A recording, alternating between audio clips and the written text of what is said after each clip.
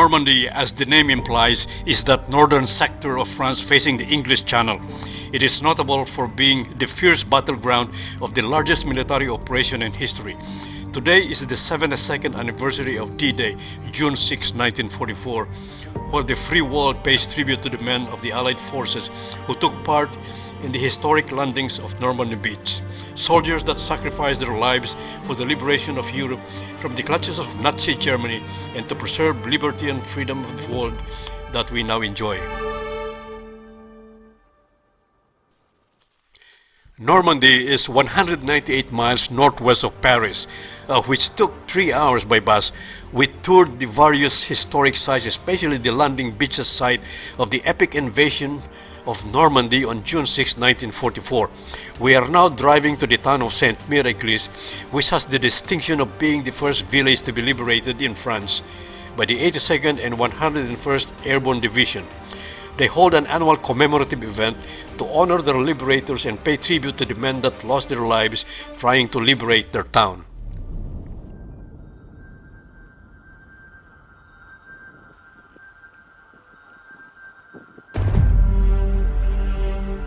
Every year, most surviving veterans return to Normandy to commemorate this special day for them.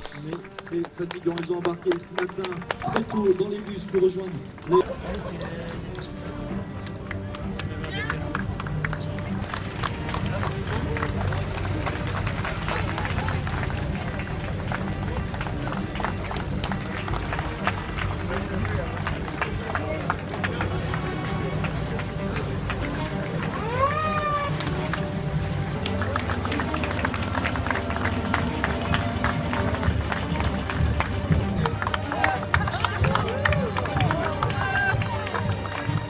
Every June 6 for the past 72 years is a big fiesta in the 5 beach sectors of Utah, Omaha, Gold, Juneau, and Sword Beach towns.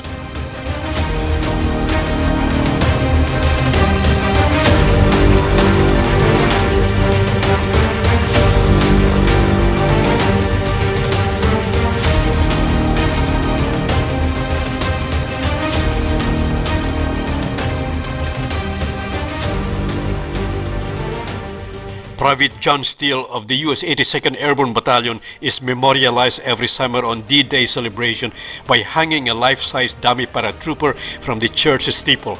After dangling from the tangled parachute for 2 hours, Private Steele was captured and taken prisoner but escaped 3 days later.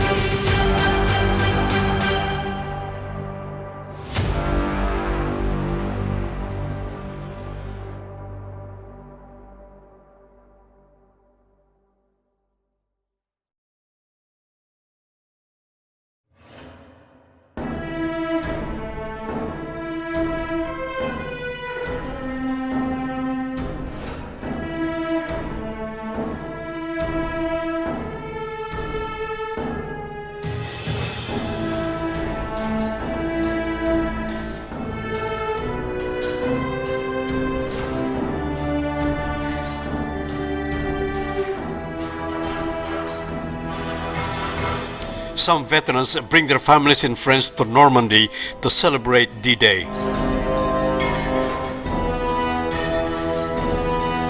These are the transport planes that carried thousands of paratroopers across the English Channel to drop them at Normandy.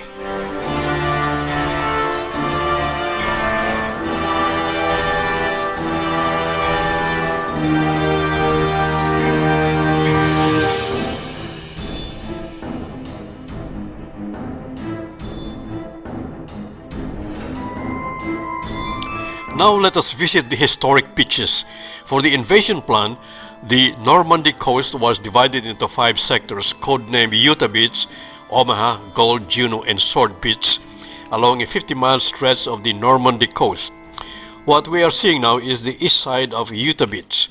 While driving east, as soon as we see the pylon that marks Omaha Beach, which is crescent-shaped and 5 miles long, the largest and longest of the 5 sectors. This is the most fortified and defended sector of the coast that wreaked havoc and enormous casualties. The 1st Infantry Division was assigned the task to assault this beach sector.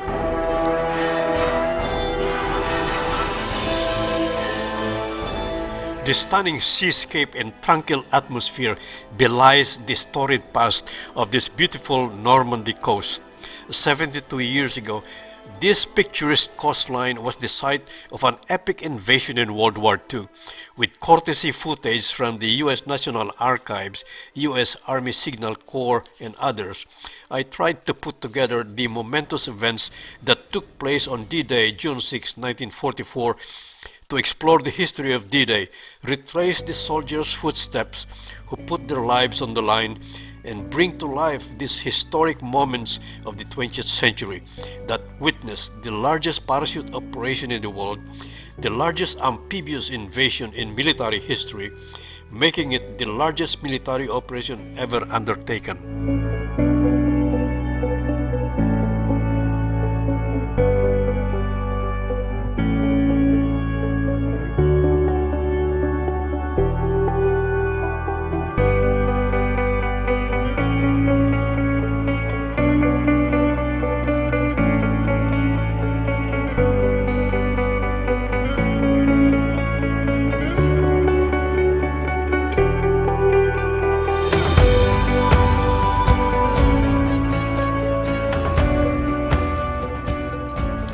A flotilla of battleships, cruisers, destroyers, monitors will commence pre-invasion bombardment of the German coastal defenses 30 minutes before the troops assault the beach front.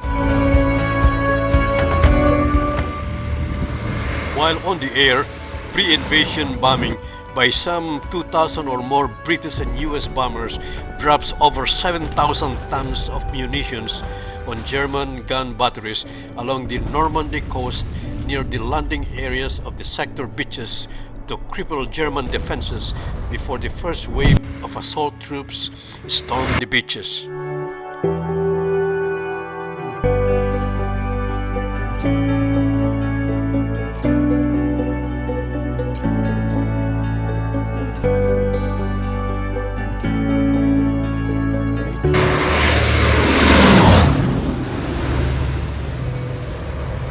These paratroopers were crucial for the success of this grand operation. The airborne assault at pre-dawn preceded the amphibious landings, as they are to protect the flanks of the assaulting ground troops, cut off roads and bridges, and to disrupt and confuse the enemy to prevent reinforcement and counterattacks.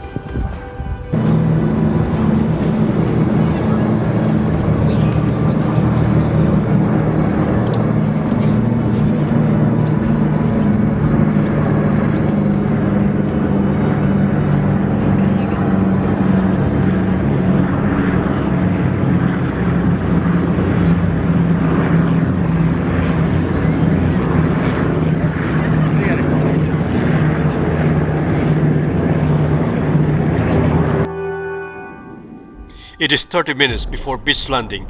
Naval battleships starts bombardment of the enemy's 50-mile coastal defenses, and the troops starts to get down to their landing craft.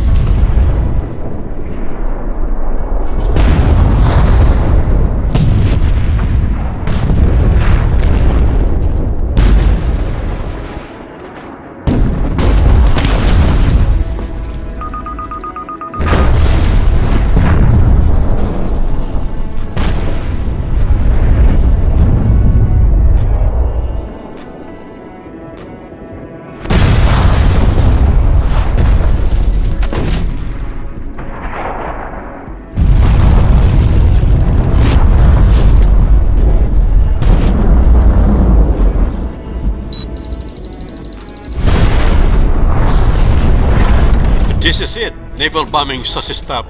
Landing crafts have reached the beaches in all 5 sectors. It is 6:30 a.m. The ramp opens and everybody rushes out under heavy enemy fire and head for the shore for cover.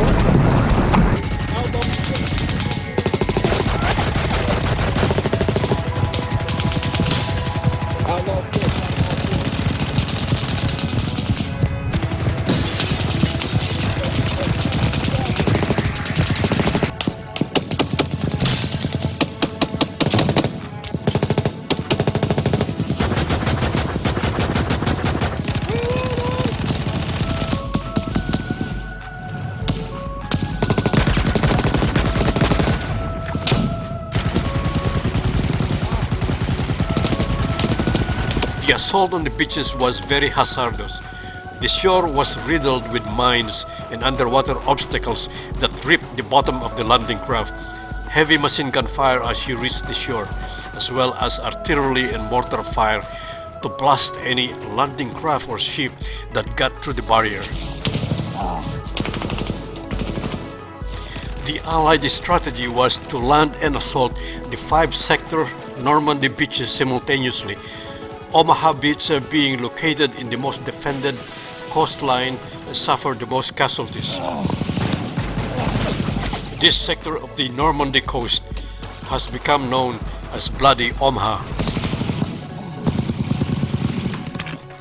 The 2nd U.S. Ranger Battalion was assigned the task to disarm 5 big guns of 155mm caliber atop the 100-foot cliff of Pointe d'Oc Fortress.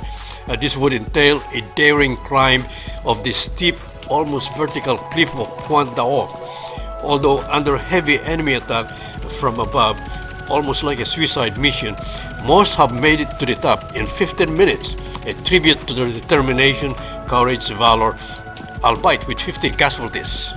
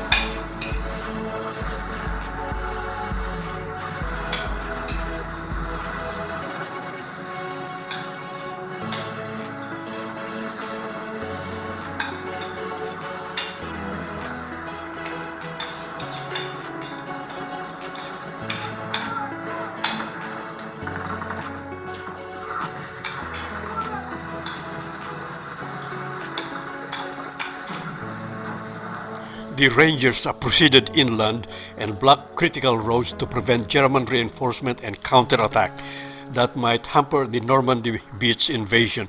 In the meantime, they searched for the 5 big guns, which was later found 100 yards to the rear, hidden among trees and bushes that were ready and operational. The guns were disarmed by placing thermite grenades to destroy its firing mechanism.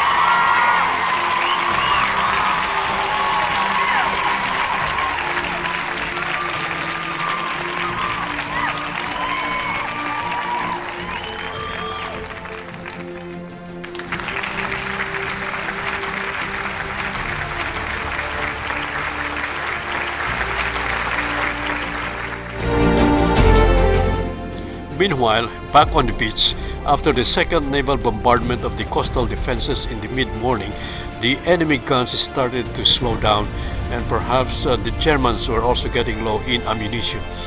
So the troops have now successfully stormed the beaches and cleared some lanes on the beach, so that by noon some of the vehicles started to trickle in.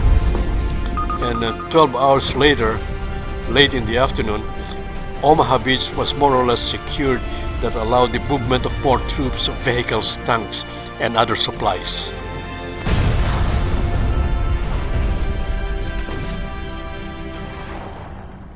The following day, that is 24 hours after the first landing, all the 5 beachheads were secured and controlled by the Allied forces. The troops now started to move inland.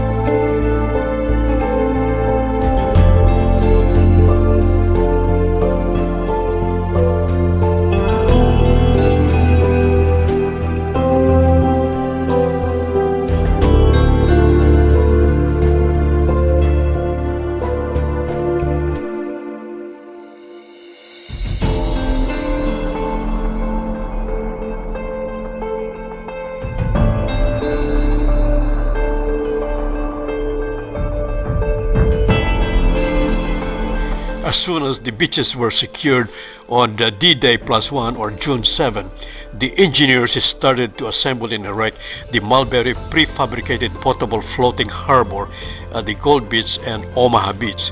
It was finished in 3 days and became operational on D-Day +3 or June 11. It is 6 miles long and floated on pontons. It facilitated movements and unloading of trucks, tanks, various heavy equipment, and other war materials. It is an incredible feat of engineering of World War II. By this time, the D-Day objectives were accomplished, and this is how the field of battle looks like. A vast wreckage of military material with burning trucks, boats, tanks, etc. A scenery of waste and destruction as a prize of victory for Operation Overlord. By the end of August 1944, the invasion of Normandy, code-named Operation Overlord, was concluded. The coastal defenses of bunkers, gun pits, cannons remain in its place as a stark reminder of the horror, carnage, and chaos of the epic 12-hour battle of heroic proportion on this 50-mile coastline of Normandy that changed the course of World War II.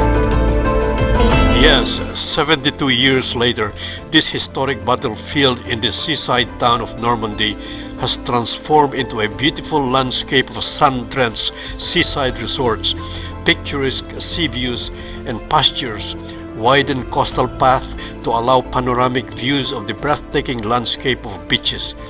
The war-torn villages have grown and merged, but the topography of the area remains unchanged, except for the speckled grounds of bomb craters that makes the landscape look like a moon surface. The jagged remains of the wreckage of the war materials in the harbor can be seen at low tide.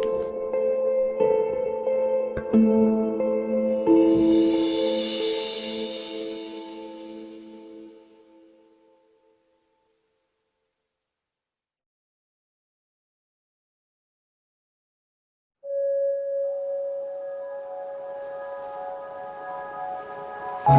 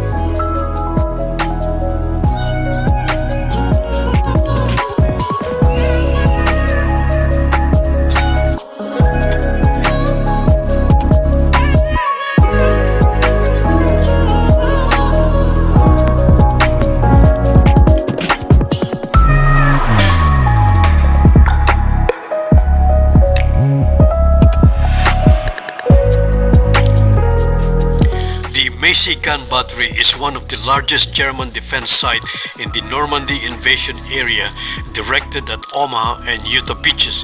It is located at the Grand Camp Macy, just 1 mile from the coast.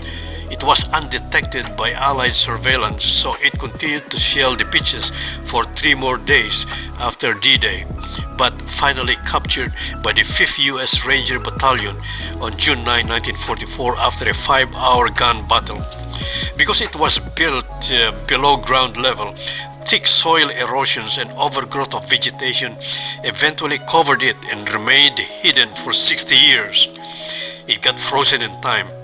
It was not until 2004 when British historian Gary Stern discovered its existence and restored the original site. He opened it to the public in 2006.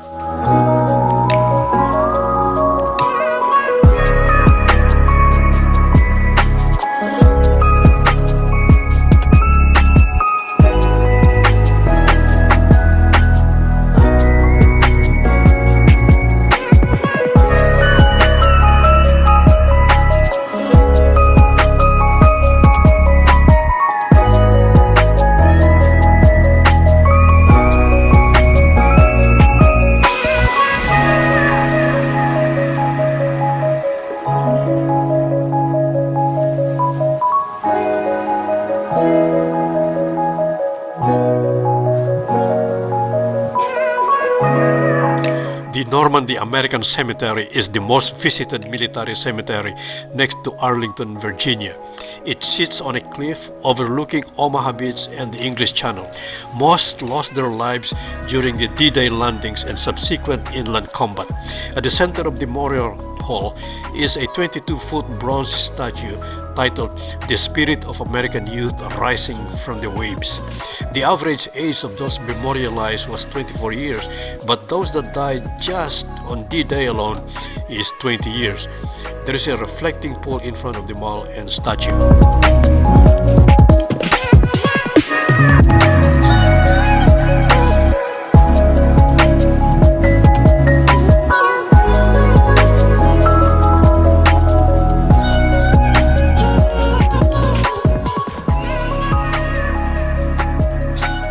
Nearby is the German cemetery. It has a more solemn and melancholy landscape with its dark rock crosses and flat headstone, which serves as a poignant reminder of the lives lost in battle.